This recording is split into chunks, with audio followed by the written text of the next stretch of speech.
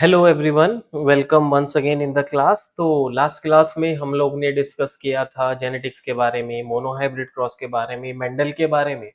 और उससे पहली वीडियो में हमने आपको सारी डिटेलिंग बता दी थी कि क्या क्या टर्म्स इस्तेमाल होती हैं।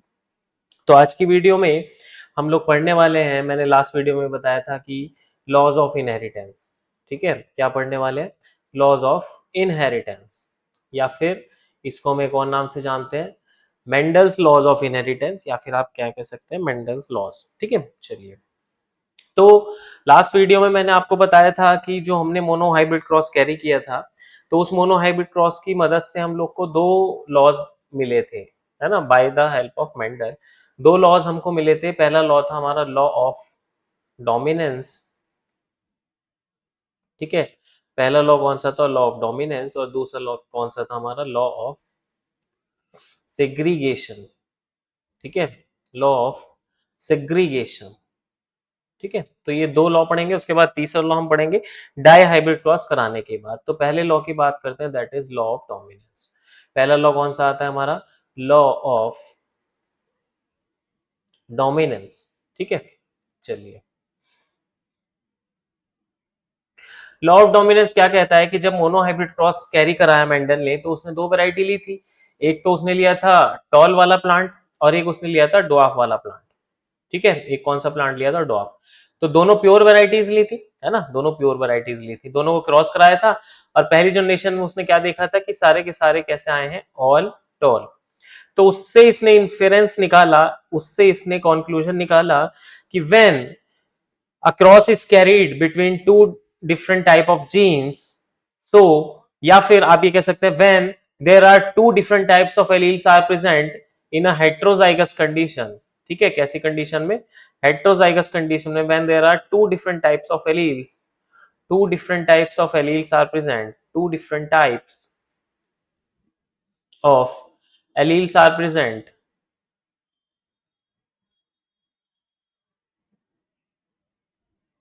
ठीक है, when two different types of alleles are present in parental generation, in F1 generation। ठीक है, so the one which the one which expresses itself, the one which expresses itself is known as dominant।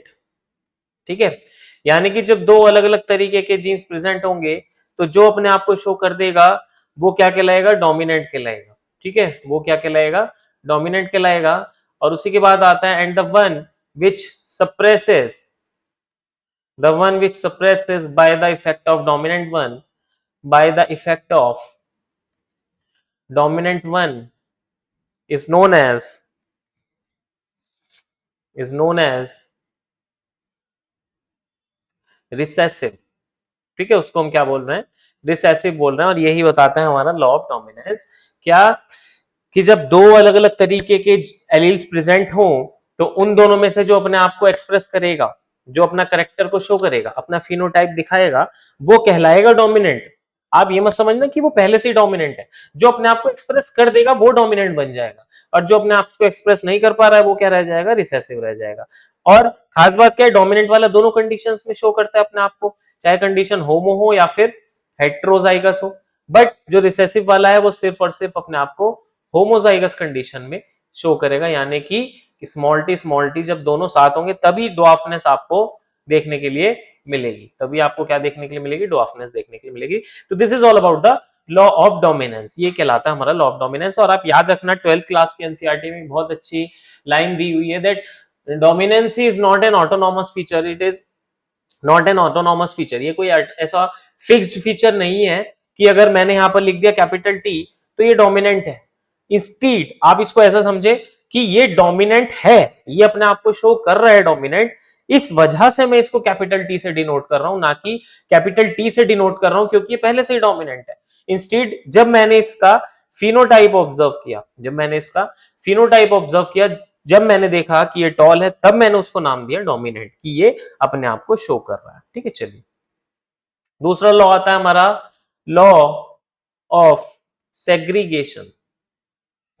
ठीक है, देखो law of segregation पहले समझा देता हूं थोड़ा सा, फिर आपको समझ में आ जाएगा कि जब ये F1 जनरेशन आई थी और इसकी हमने क्या कराई थी, सेल्फिंग कराई थी, तो आपने क्या देखा था कि जब मैंने यहाँ पर गैमेट्स बनाए थे तो गैमेट्स बनाने के दौरान मैंने क्या किया था, दो तरीके के गैमेट्स यहाँ बने थे और दो तरीके के गैमेट्स यहाँ बने थे, है ना, दोनों दो दो तरीके के गैमेट्स बने थे। तो मैंने कहा कैपिटल टी आ गया, स्मॉल टी आ गया, यहाँ कैपिटल टी आ गया और स्मॉल टी आ गया, दो दो तरीके के गैमेट्स बन गए। ठीक है, चलिए अब आप क्या देख रहे हैं कि during the formation of gamete, law of segregation क्या कह रहा है, during the formation of gametes, gametes के बनने के दौरान out of the pair of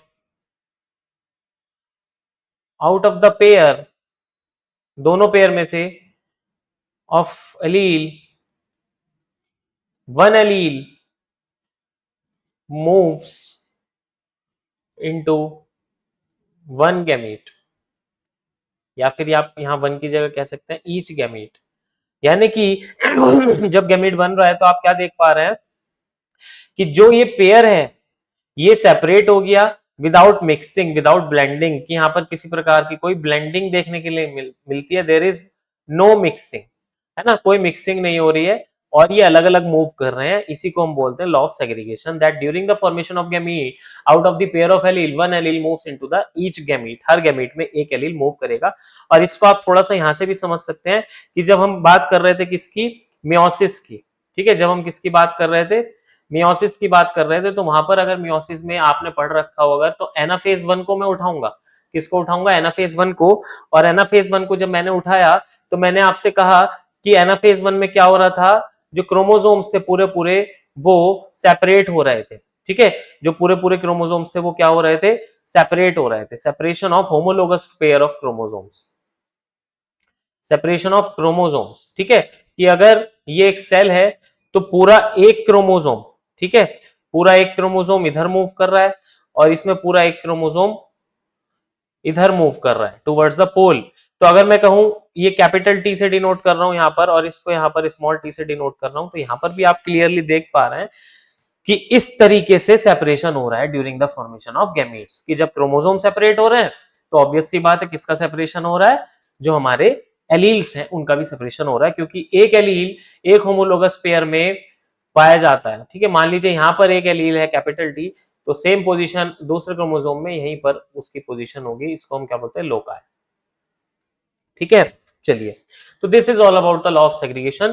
खास बात याद रखना, this law is also known as law of purity of gametes, ठीक है, क्या कहलाता है, law of purity of gametes, यानी कि इस लॉ में आपने क्या देखा कि अगर ये वाली कंडीशन, ये कंडीशन इंप्योर दिख रही है आपको, ये कंडीशन कैसी दिख रही है, इंप्योर दिख रही है, बट जो गैमीट है वो अपने आप में क्या है, प्योर है ना, ये डोमिनेंसी के लिए प्योर है, टॉल टी कैपिटल टी, और ये रिसेसिवनेस के लिए प्योर है, दैट इज स्मॉल टी, तो इसलिए इसको हम गैमीट्स को क्या बोलते हैं, law of purity of gametes. तो ये दो लॉ हमारे खत्म हो जाते हैं, that is law of dominance and law of segregation. अब हम पढ़ने वाले हैं डाई हाइब्रिड क्रॉस, ठीक है, बहुत ज्यादा इंपॉर्टेंट है। खास बात क्या है, 10th में 12th में सारे एग्जाम्स में एक ना एक क्वेश्चन आपको डाई हाइब्रिड क्रॉस से जरूर मिलेगा, इसलिए आज इसको ध्यान से समझेंगे, ठीक है। तो डाई हाइब्रिड क्रॉस को डाई हाइब्रिड क्यों बोला है, because we are studying about the two characters simultaneously, two characters simultaneously, ठीक है, दो कैरेक्टर के बारे में एक साथ पढ़ने वाले हैं, इसलिए इसको हमने डायहाइब्रिड क्रॉस बोला है। जैसे वहां पे एक कैरेक्टर पढ़ा था ना हमने मोनो हाइब्रिड में, हमने एक ही कैरेक्टर यानी कि टॉलनेस को ले लिया था, या फिर मैंने एक और दिखाया था राउंड शेप ले लिया था सीड का, तो आज यहाँ पर हम दो कैरेक्टर्स को पढ़ने वाले हैं। तो दो कैरेक्टर्स हम क्या ले रहे हैं, सीड का शेप सबसे कॉमन है यही वाला, बुक्स में भी यही दिया हुआ है, और सीड का कलर। तो सीड का शेप जो डोमिनेंट होता है, पहले डोमिनेंट कैरेक्टर्स लिख लेता हूं दोनों।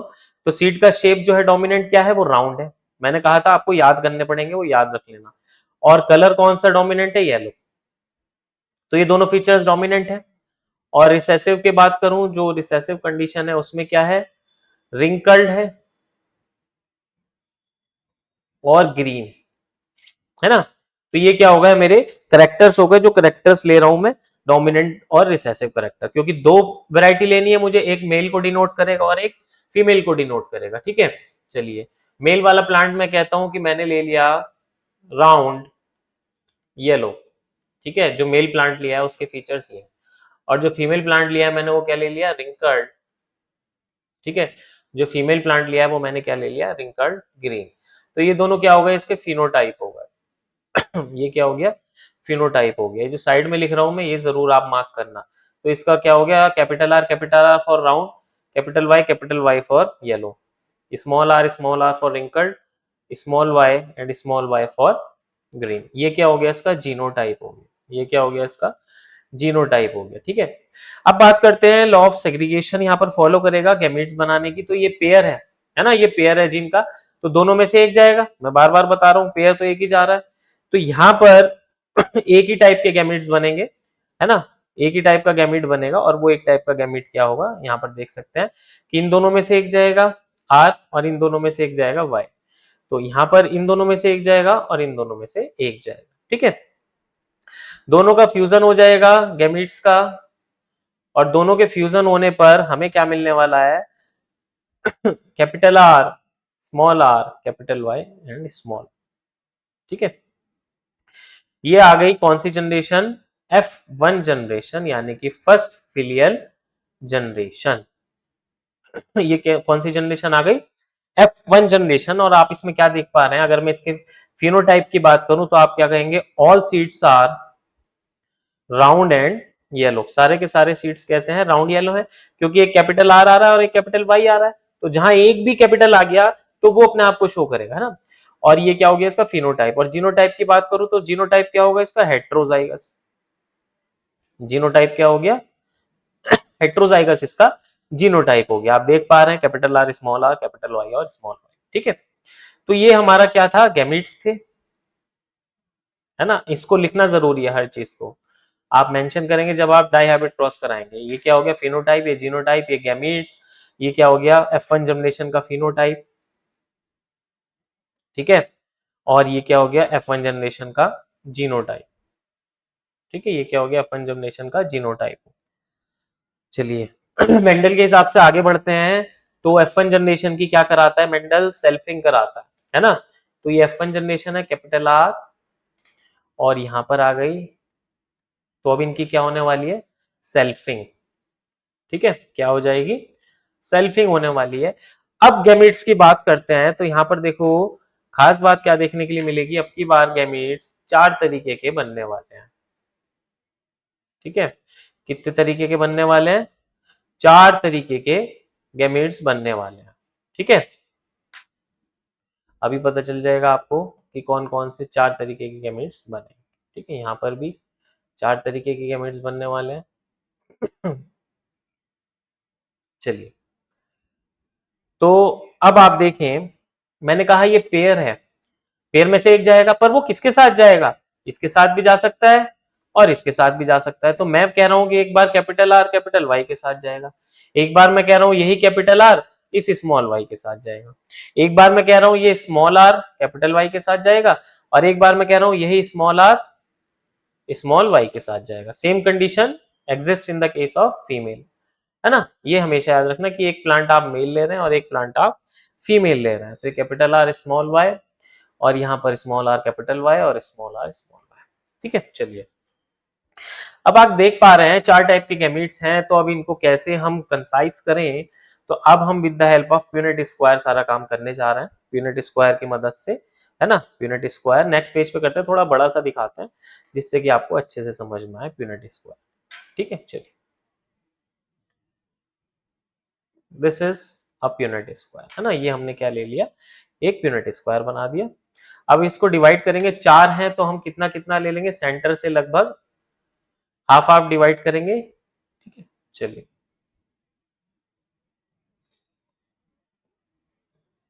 ध्यान से समझेंगे आप इसको, तभी आपको अच्छे से समझ में आएगा पीनट स्क्वायर।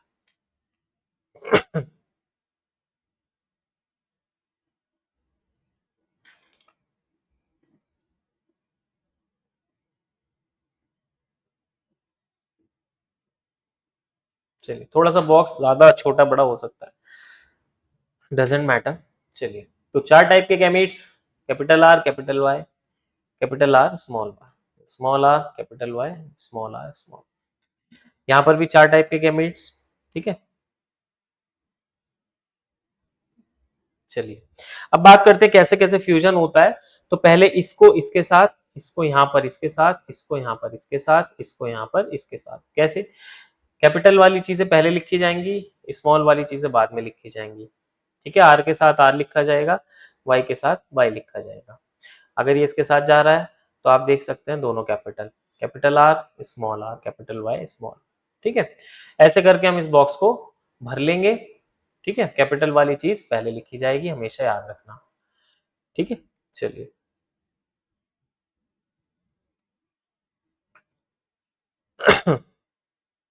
बहुत इजी है।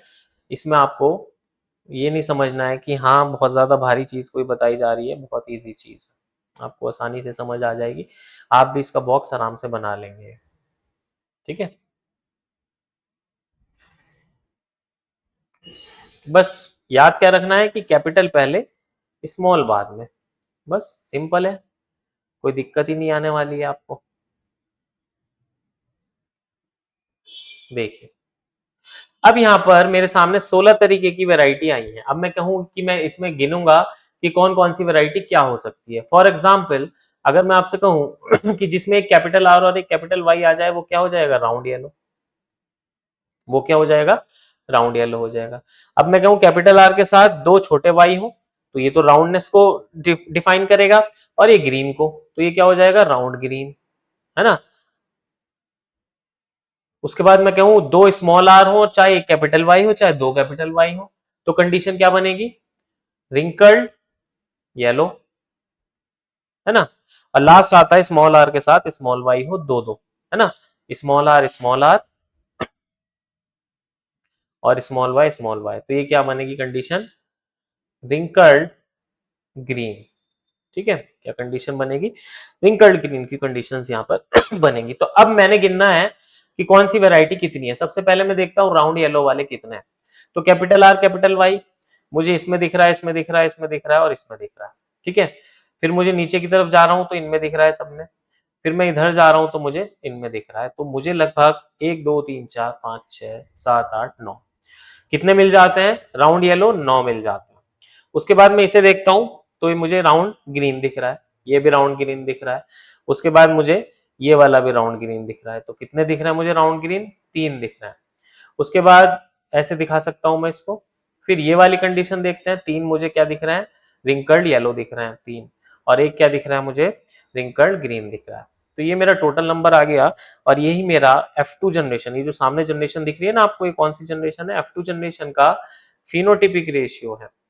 ठीक है, F2 जनरेशन का कौन सा रेशियो है? Phenotypic ratio, that is 9:3:1 of a dihybrid cross, of a dihybrid cross. अगर एक डाइहाइब्रिड क्रॉस की बात कर रहा हूं तो मुझे क्या मिला? Phenotypic ratio 9:3:3:1। ठीक है, तो अब ये मेरा डाइहाइब्रिड क्रॉस कंप्लीट हो गया। यहाँ पर ऐसे ही आप इसको करके देखेंगे डाइहाइब्रिड क्रॉस को। लास्टली आता है मेरा third law, that is law of independent assortment. ठीक है, थर्ड लॉ क्या कह रहा है? Law of independent assortment.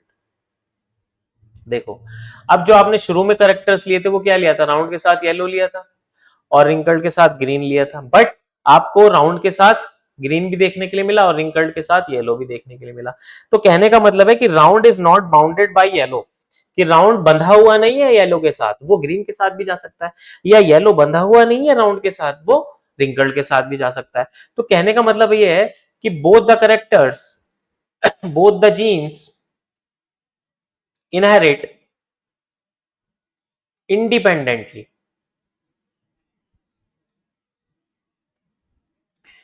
without depending upon each other। यानी कि कोई एक दूसरे पर निर्भर नहीं कर रहा है कि राउंड जा रहा है तो येलो जरूर जाएगा उसके साथ, ऐसा कुछ नहीं है। इसी लॉ को हम क्या बोलते हैं? Law of independent assortment, that when we study about two pairs of characters, जब हम किसी दो करेक्टर के बारे में पढ़ते हैं simultaneously, then one character is independent of the other character and it assorts independently without depending upon each other. ठीक है, वो बिना किसी एक दूसरे पर निर्भर होकर इंडिपेंडेंटली मूव करता है। ठीक है, तो this is all about today's video. इसमें हमने सारी चीजें जान ली हैं, तीनों लॉ जान लिए हैं और डाई हैबिट क्रॉस जान लिया है।